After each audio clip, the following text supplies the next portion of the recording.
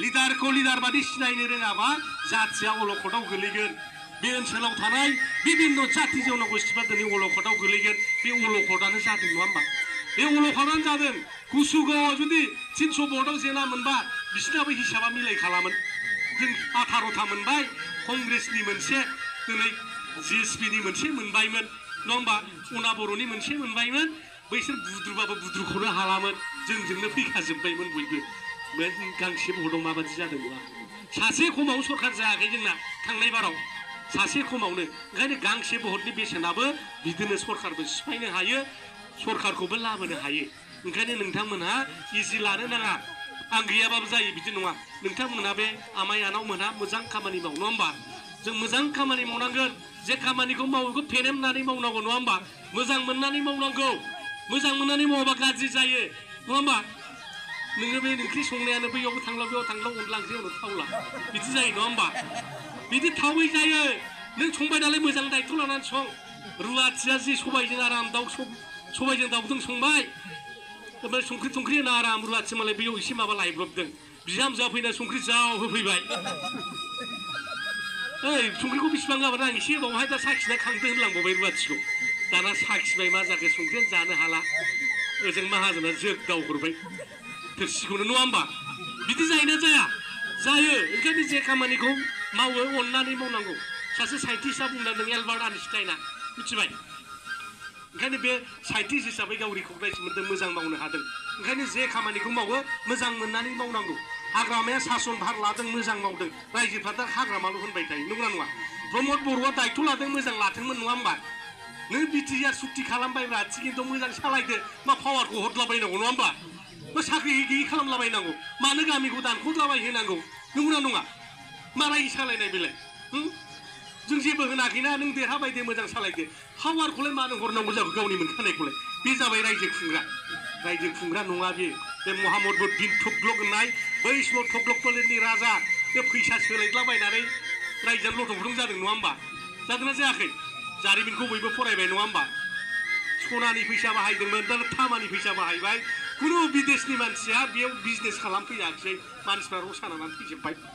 आर जाला बे सानलायबाय राजथावनिखौनो सोलायसैनो हादान एवद्लाबायना राजथावनि सोलायहैनाया जिबौजों सौजानानै मोसा लखाजों अरजानानै रायजोफ्रानो खावसे जामनानै फैलायबाय थिग बेबादिनो प्रमद बर'नि रायजो खुंनायाबो दिनै माबा नाम सोलायनाय बिटिआरखौ नाम सोलायनाय सिएसपिखौ नाम सोलायनाय खालि माबा बिआरपिएलखौबो नाम सोलायनांगौनो मा नाम सोलायग्राल' जाबाय बे दाना गावथ' जेबो खालामनो हाया नाम सोलायनाया बिराद गिदिर जायो हो आं प्रहलाद नाम दा आंनि नामा गाबोन श्रीकृष्ण लाबा आं बिराद गिदिर जानोसै नामा गोमोरनो रोंसै आं चक्र सालायनो रोंसै नामा जायोसे आं प्रहलाद गाबोन राम लायोबा आं सीताखौ लाना बनबास खालामनो हागोन नामा 14 बोसोर गाहाम हागोन हाया नङा होमबा दा बेबादि नाम सोलायनाय मानायजों जेबो जाया खुंग्राया जेखौ दं बेखौनो खुङो मोसानो गोरोङा जायगायाव मोसायोनो रोङैफ्रा सिदलि बिजलि थांबाबो जाया होननाया बेनो नङा ओंखायनो बे बिटिआरआ बिराद गिदिर होनलाबायनानै खोथा बुंनाय खुगायावल' गोदै राव खामानियाव गैया उपरे रंसं बिथरे खवा बातरि होननाया बेनो मिथिबाय दा ओंखायनो बारा गोलाव बाथ्रा बुंला मिथिखाबाय दहाय आदा बिल्लायाबो गेबें रावैनो बुंदों जों मिथिखा हुसिखा मानो आरो बारसोमबावनो बेहायलाय नङा होमबा अरखौ नुखानानै बारसोमना मानो थैलाबायनो गोदो नीलकमल ब्रह्म लिरनाय सल' गासा आरो सुलुं जों फरायनो मोन्दों दा गैलान्दां बे जिनिसा बे जोङो कार्तिक मासाव गासा सावा होमबा बेयाव बै सुलुं होननाय एम्फौआ फैनानै थैफैयोनो बेबादिनो सासे माहाजोननि फिसाजोखौ सासे गलाम फिसाया गोसथोनानै मा जाहैदों उनाव सुइसाइड जानानै थैदों बेबादि आरो मा बे दसेल' स्रां जोंनायखौ नुनानै जोङो माबानो बारसोमलाबायनो नाङा प्रमद बर' सासे आंग्रेमोन्दासो होनना बुंदों ओंखायनो आंग्रेमोन्दाखौ मिथियोना दसेनो ब्लाउजोंबाय स्रोब थांबाय बिदिनो प्रमद बर'आबो बिराद गिदिर लेक्सार होबाय नंगौ नंजोब्बाय मानसिफ्रा थांबाय हनै लथं फथं जानानै फैजोब्बाय दिनै बिदा गिदिरमोनहा दिनै हनै बिथांमोना गुबुन हारिनि दं बयबो जयेन जाफैबाय खार'ना बेनो नङा होमबा जेबो गैया बिटिसिआव जेबो गैला प्रमद बर' सालायनायाव बेखौ मिथिनानैसो फैजोबदोंना दा ओंखायनो बेफोरबादि आंग्रेमोन्दा नेता क्वालिटि गैयै नेता जातिनि माने जेबो सेन्टिमेन्ट गैयै नेता बिदिनि आखायाव जोंनि भबिष्यतखौ जों गथायनो हाला जोंनि हा हु जोंनि जीवन आरो सम्पत्तिर निरापत्तार दायित्व আমি নিজে ল'ব লাগিব প্রমোদ বড় দাঁড়াই নহয় প্রমোদ বড় আজি ব্রিটিশখন বিক্রি করিয়ে আছে বিভিন্ন জাতি মানে উপজাতিৰ মাজত আজি ভেদাভেদ সৃষ্টি কৰি আছে, ভুল বুজাবুজি সৃষ্টি কৰি আছে।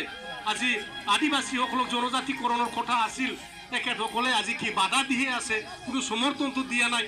কিন্তু হাগ্ৰামা মহিলাৰী ডাঙৰীয়াই যেতিয়া 17 বছৰ ধৰি ৰাজ্যখন শাসন কৰিছিল, তেতিয়া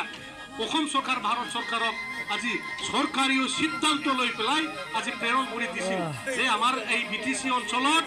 ৰাজবংশী আৰু আদিবাসীসকল জনজাতিকৰণৰ কোনো আপত্তি নাই। এটাই কাম কৰিব লাগে, যাতে আমাৰ যিটো এক্সিষ্টিং যিটো চলি থকা ST ৰিজাৰ্ভেশ্যন যাতে ক্ষতি নকৰে, এইখিনি কথাই কৈছো।